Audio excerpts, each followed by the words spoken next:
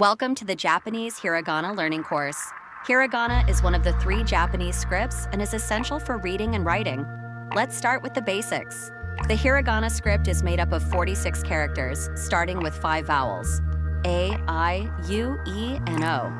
After mastering these, we move to syllabic sounds created by combining consonants with vowels. This is a pronounced A, as in father. Repeat after me, A. This is E, pronounced E, like an eat. Repeat after me. E. This is U, pronounced U, like an blue. Repeat after me. U. This is A, pronounced A, as in elephant. Repeat after me. A.